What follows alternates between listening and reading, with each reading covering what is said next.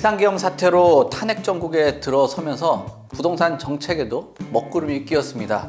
이번 정부의 핵심 과제였던 주택 공급 확대에 대해서도 차질이 빚을 것으로 보여지는데요. 정치적인 불안으로 매수 심리에 영향을 미쳐서 매수자들도 관망세로 돌아섰습니다. 송승연의 손바닥 부동산에서는 이번 사태가 부동산 시장에 미칠 영향에 대해서 분석해 보도록 하겠습니다. 지난 12월 3일 놀랄만한 사건이 발생했습니다. 교과서에서나 볼만했죠. 물론 길지는 않았습니다. 불과 6시간 만에 해제가 됐죠. 그러나 후폭풍이 거세게 몰아치고 있습니다. 9월 기준으로 원달러 환율은 장준 1,437원을 기록을 했고요. 이 기록 자체가 2년 1개월 만에 가장 높은 수치이기도 합니다. 코스피는 2,400선, 코스닥 지수는 640선도 무너졌습니다. 부동산 시장에서도 적지 않은 영향을 미칠 것으로 전망을 하고 있는데요. 우선 재건축 사업에 차질이 빚어질 수 있다는 전망이 나오고 있습니다. 재건축 재개발 사업 촉진에 관한 특례법 제정안이 통과가 늦어질 것으로 보여지고 있기 때문인데요. 여야가 합의점을 찾아서 통과가 이뤄질 거라는 기대감이 있었지만 국회 기능이 사실상 멈추면서 통과는 요원해졌다라고 평가가 되고 있습니다.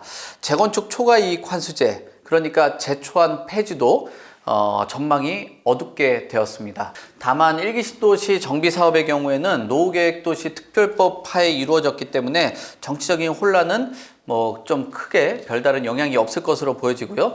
당장 그린벨트 해제를 통해서 5만 가구 공급하는 거, 이것은 좀 어렵게 보여지고요.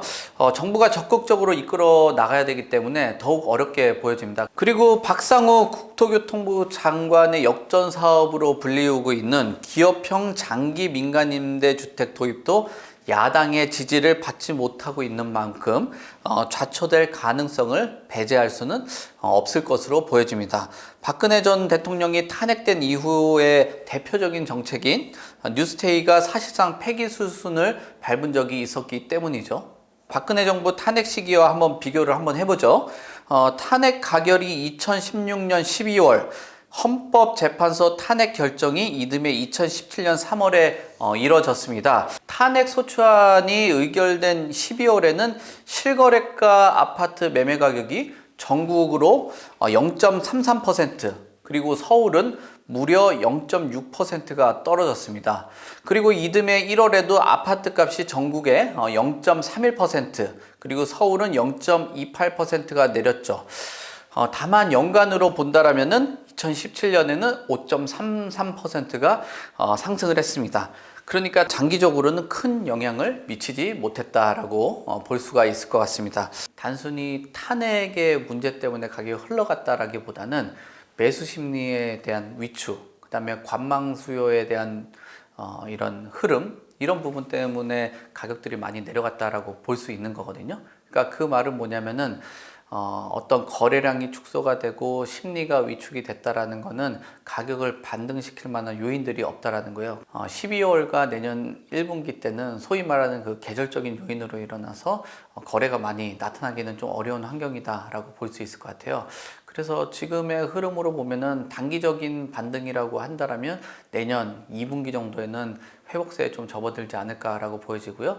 만약에 이런 탄핵 정국에 대한 국면이 좀 길어지게 된다면 역시 불확실성의 기간이 길어지게 되는 거잖아요. 만약에 그 반등이 조금 늦게 나타난다라고 한다면 하반기까지도 나타날 수 있다. 1기 신도시의 추진 동력이 상실될 가능성도 충분히 있다라고 보여집니다. 왜냐하면은 그리고 단지별로 이런 정책적인 사안들이 크게 나타나게 된다면 조합들 안에서도 재개발이나 재건축의 추진만큼이나 어떤 정치적인 이슈에 대해서도 의견 대립들이 크게 나타날 수 있다라고 보는 거예요. 그렇기 때문에 조합원들의 그런 갈등적인 부분, 이런 것들도 나타날 수 있다라고 보여지고요. 지금 당장 매수는 늦추는 게 맞다라고 보는데, 그 중에서도 투자에 대한 부분들, 그리고 그 서울을 좀 벗어난 수도권의 여러 가지 1기 신도시, 이 지역 쪽으로 투자들이나 이런 쪽 하는 것들은 조금 고려를 해 봐야 될 것 같고요. 그나마 만약에 매수를 하겠다라고 생각을 하시는 분들 같은 경우는 여건과 야건들이 갖고 있는 공통된 분모들을 좀 찾아볼 필요가 있어요. 예전에 그 매수를 해야 되겠다라는 그 적극적인 의지가 있다라고 하시는 분들 같은 경우는 실수요자들 그리고 내 집 마련을 목표로 하는 그런 매수 정도는 좀 매수를 해도 괜찮은 거지. 그게 이제 투자적인 관점, 특히나 불확실성들이 내재되어 있는 그런 투자는 조금 지양할 필요가 있다라고 볼 수 있을 것 같습니다.